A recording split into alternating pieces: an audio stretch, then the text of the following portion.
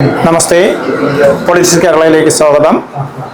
നമ്മൾ ഇപ്പോൾ വിവാദ വിഷയമായിരിക്കുന്ന എം.എൽ.എയും കൗൺസിലറും തമ്മിലുള്ള ഒരു വിവാദ വിഷയമുണ്ട്, ഒരു കെട്ടിടത്തെ ചൊല്ലിയുള്ള വിവാദ വിഷയമുണ്ട്. ആ കെട്ടിടത്തിലാണ് പൊളിറ്റിക്സ് കേരള ടീം ഇപ്പോൾ നിൽക്കുന്നത്. അപ്പം നിങ്ങൾ കടന്നു വന്ന വഴിയിലെ ബിൽഡിംഗ് നിങ്ങൾ കണ്ടിട്ടുണ്ടോ? ഹെൽത്ത് ഇൻസ്പെക്ടർ ഓഫീസറാണ്. അതിൻ്റെ താഴ്ഭാഗമാണ് എം.എൽ.എയുടെ ഓഫീസായിട്ട് ഉപയോഗിക്കുന്നത്.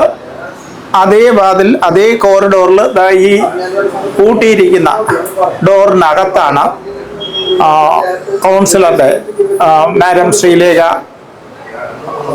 IPSന്റെ കൗൺസിലർക്ക് അനുവദിക്കപ്പെട്ടിട്ടുള്ള റൂം.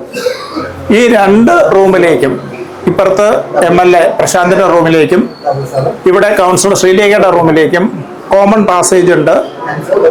ഈ കീ ഹെൽത്ത് ഇൻസ്പെക്ടറാണ് സൂക്ഷിക്കുന്നത്. രണ്ട് റൂമിലേക്കുമുള്ള കോമൺ എൻട്രൻസിന്റെ താക്കോൽ രണ്ടു പേർക്കും, അതായത് MLAക്കും ശ്രീലേഖ മാഡത്തിൻ്റെയും കൈവശമുണ്ട്. മെയിൻ ഓഫീസ് തുറന്നു കഴിഞ്ഞാൽ അവരവരുടെ ഓഫീസിലേക്ക് പ്രവേശിക്കാം, അവരവരുടെ താക്കോലിട്ടിട്ട് അവരുടെ ഓഫീസിലേക്ക് കയറുകയും ചെയ്യാം. ഇവിടുത്തെ യഥാർത്ഥ വിഷയം രണ്ടുപേരുടെയും വാക്കുകളിലൂടെ അറിയാനാണ് പൊളിറ്റിക്സ് കേരള വന്നിട്ടുള്ളത്. അവരിപ്പോഴും വരും. ശ്രീലേഖ മാഡത്തിന് സുഖമില്ല എന്നാണ് അറിയിച്ചത്. MLA ഉടനെ തന്നെ എത്തും.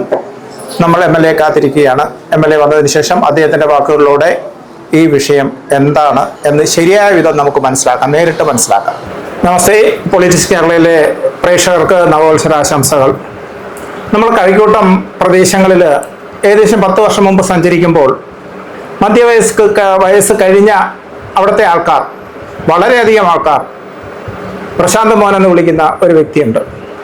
അദ്ദേഹം പിന്നീട് തിരുവനന്തപുരം സിറ്റിയുടെ മേയറായി. ജനങ്ങളുടെ സഹോദരൻ എന്ന നിലയിൽ മേയർ ബ്രോ എന്നറിയപ്പെട്ടു. പിന്നീട് അദ്ദേഹം വട്ടിയൂർക്കാവ് MLA ആയി. ശാന്തനും മൃദുഭാഷിയും ഏവരോടും ചിരിച്ചു മാത്രം സംസാരിക്കുന്ന ഒരു വ്യക്തിത്വത്തിന്റെ ഉടമയുമായ ശ്രീ പ്രശാന്ത്, വട്ടിയൂർക്കാവ് MLA, അഡ്വക്കേറ്റ് ശ്രീ പ്രശാന്ത്. അദ്ദേഹം അസാധാരണമായ രീതിയിൽ, ഒരിക്കലും അദ്ദേഹത്തിൽ നിന്ന് പ്രതീക്ഷിക്കാത്ത വിധം അദ്ദേഹം ഒരു വിവാദത്തിൽപ്പെട്ടിരിക്കുന്നു. ഒരിക്കലും ഒരു വിവാദ നായകനല്ല അദ്ദേഹം. എല്ലാ ജനത്തെയും കൂടെ നിർത്തുന്ന ഒരു വ്യക്തിത്വമായിട്ടാണ് നമുക്ക് അനുഭവപ്പെട്ടിട്ടുള്ളത്. ഇന്നത്തെ ഈ വിവാദത്തിന്റെ കഥ വളരെ ചുരുക്കത്തിൽ എന്താണെന്ന് അദ്ദേഹത്തോട് തന്നെ ചോദിക്കാം. നമസ്തേ. എന്താണ് ഇപ്പോഴത്തെ കോലാഹലങ്ങൾ, സോഷ്യൽ മീഡിയ ഉൾപ്പെടെ? ഇപ്പോ വിവാദം എല്ലാവരുടെയും ശ്രദ്ധയിൽപ്പെട്ടതാണ്.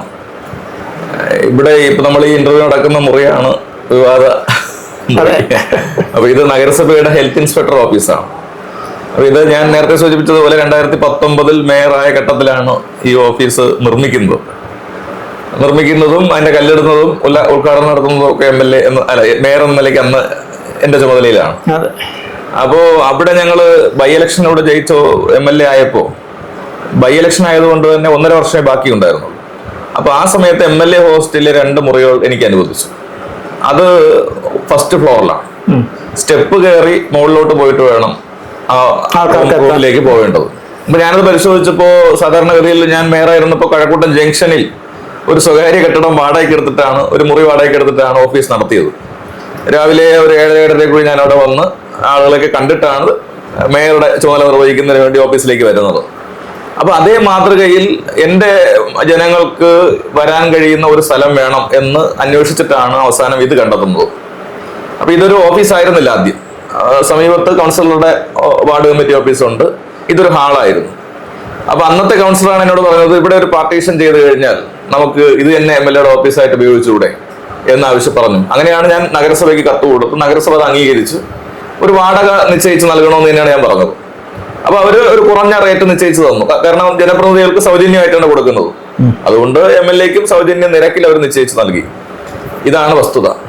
അപ്പൊ ഇങ്ങനെ 7 വർഷമായിട്ട് MLA ഓഫീസ് ഇവിടെ പ്രവർത്തിക്കുകയാണ്. ഈ 7 വർഷവും അപ്പുറത്ത് കൗൺസിലറുടെ ഓഫീസും ഉണ്ട്. ഒരുവിധ പ്രയാസം ഉണ്ടായിട്ടില്ല. അപ്പോഴാണ്, അങ്ങനെ ഇരിക്കവെയാണ് ഇവിടുത്തെ കൗൺസിലറായി ജയിച്ചു വന്ന മുൻ DGP ശ്രീമതി ശ്രീലേഖ ഇങ്ങനെ ഒരു ആവശ്യം ഉന്നയിക്കുന്നത്. എന്നോട് വളരെ സൗഹൃദ സംഭാഷണത്തിൽ തന്നെയാണ് സംസാരിച്ചത്. ഞാനും വളരെ സന്തോഷത്തോടു കൂടി കാര്യങ്ങൾ സംസാരിച്ചു. ആ സംസാര മധ്യയാണ് ഇങ്ങനെ കൗൺസിലർ ഓഫീസിൽ സൗകര്യം കുറവാണ്, അതുകൊണ്ട് MLA ഒന്ന് ഒഴിഞ്ഞു മാറിയാൽ എനിക്ക് കുറച്ചുകൂടി സൗകര്യത്തിൽ പ്രവർത്തിക്കാം എന്ന് പറഞ്ഞു. അപ്പൊ സ്വാഭാവികമായിട്ടും സൗഹൃദഭാവത്തിലാണ് പറഞ്ഞതെങ്കിലും എന്റെ ഓഫീസ് ഒഴിയണമെന്ന് പറയുമ്പോൾ പറ്റില്ല എന്ന് തന്നെ ഞാൻ മറുപടി പറഞ്ഞു. അപ്പൊ അതല്ല ഞാൻ ഈ നിലയിൽ അത് ഒഴിഞ്ഞു മാറിയാലേ എനിക്ക് സൗകര്യങ്ങൾ ഉണ്ടാക്കാൻ കഴിയൂ, അത് നടക്കാത്ത കാര്യമാണ് എന്ന് പറഞ്ഞ് സംഭാഷണം അവസാനിപ്പിക്കുകയാണ് ചെയ്തത്. അപ്പൊ അത് വിവാദമായി. പിറ്റേന്ന് കൗൺസിലർ ഉൾപ്പെടെയുള്ള ആളുകൾ ഇവിടെ വന്നു. MLA എന്ന നിലയിൽ എന്നോട് വന്നത് ഞങ്ങള് സൗഹൃദഭാവത്തിൽ ചോദിച്ചതാണ് എന്ന് പറഞ്ഞ് കയ്യിൽ നിന്ന് പിരിഞ്ഞു പോയതാണ്. പിന്നീട് എങ്ങനെയാ വിവാദമായതും അല്ലാത്ത ആരോപണങ്ങളിലേക്കൊക്കെ എത്തുന്നതും? അല്ല, നോക്കുമ്പോ പല രാഷ്ട്രീയക്കാരും ഇതിനകത്ത് ഇടപെടുകയാണ്. ഇപ്പോ തൊട്ടപ്പുറത്ത് കവടിയാർ വാർഡിൽ നിന്നും ജയിച്ചു വന്ന ശബരിനാഥൻ, അദ്ദേഹം മുൻ MLA കൂടിയാണ്. അദ്ദേഹം ഒരു പ്രസ്താവന നടത്തുകയാണ്. അവിടെ 2 റൂം ഉണ്ടല്ലോ, അവിടെ അങ്ങ് മാറിയാൽ എന്താ കുഴപ്പം എന്നാണ് അദ്ദേഹത്തിന്റെ ചോദ്യം. അപ്പോ അവിടെയാണ് ഉദ്ദേശിക്കുന്നത് MLA ഹോസ്റ്റലിൽ 2 റൂമിലേക്ക് മാറ്റിയാൽ പോരെ. അതിന്റെ തൊട്ട് പുറകെ മുൻ MLA ശ്രീ കെ മുരളീധരൻ, അദ്ദേഹം MLA ഹോസ്റ്റലിലെ താഴത്തെ മുറിയിലാണ് നേരത്തെ അദ്ദേഹത്തിന്റെ റൂം ഉണ്ടായിരുന്നത്. അദ്ദേഹം അവിടെയാണ് ഓഫീസ് പ്രവർത്തിപ്പിച്ചത്. അപ്പൊ അദ്ദേഹത്തിന്റെയും പ്രസ്താവന വരികയാണ്, ഞാൻ കഴിഞ്ഞ MLA ആയിരിക്കുമ്പോൾ അവിടെയാണ് ഓഫീസ് ഇട്ടത്, അതുകൊണ്ട് മാറിക്കൊടുക്കുന്നതാണ് നല്ലത്.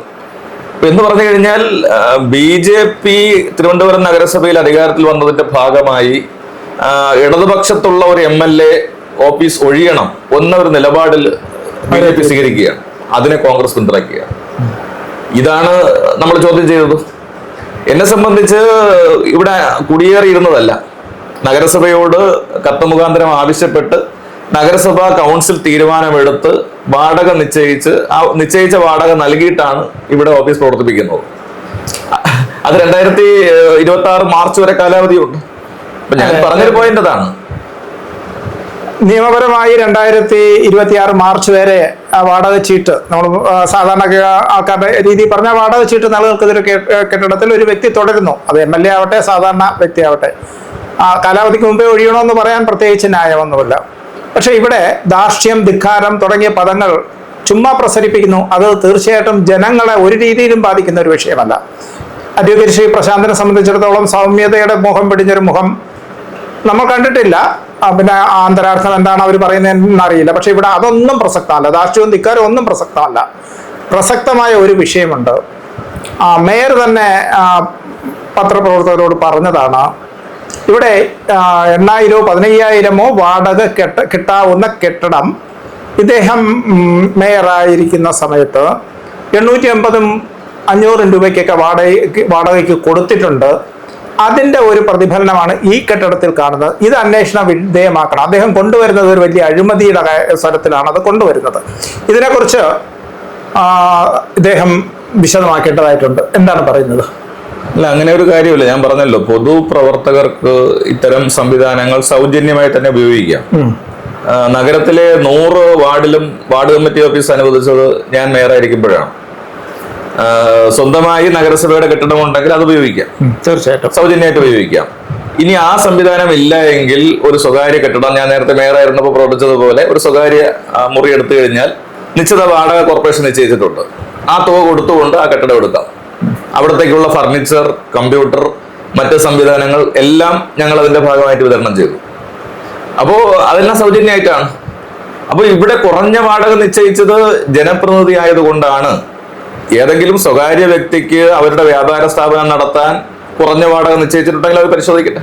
കറക്റ്റ്, അതാണ് അതിന്റെ ആൻസർ. അതിന്റെ വസ്തുത അദ്ദേഹം വളരെ അർത്ഥശങ്കയ്ക്ക് ഇടയില്ലാത്ത വിധം വ്യക്തമാക്കിയിരിക്കുകയാണ്. ജനപ്രതിനിധികൾക്ക് അനുവദിക്കുന്ന നിയമത്തിന്റെ പരിധിയിൽ നിന്നുള്ള വാടകയാണ്.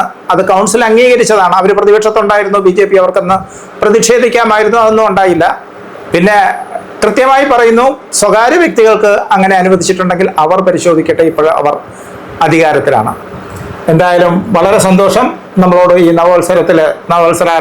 ഈ വത്സരാരംഭത്തില് ഇത്രയും സമയം ചെലവഴിച്ചതിന്. വ്യക്തമായി വസ്തുനിഷ്ഠ പറഞ്ഞോളൂ. ഒരു കാര്യം കൂടി കൂട്ടിച്ചേർക്കാനുള്ളത്, ഇപ്പൊ MLA 25,000 രൂപയിലധികം വാടക എഴുതി വാങ്ങിയിട്ടാണ് ഈ കുറഞ്ഞ തുക കൊടുക്കുന്നത് എന്നും കൂടി പറയുന്നുണ്ട്. അതിന്റെ വിശദീകരണം എന്താണ്? ഇന്നിപ്പോ വിവരാവകാശ മറുപടി വന്നിട്ടുണ്ട്. നഗരസഭാ സെക്രട്ടറി തന്നെ പറഞ്ഞു അങ്ങനെ ഒരു അലവൻസ് ഇല്ല.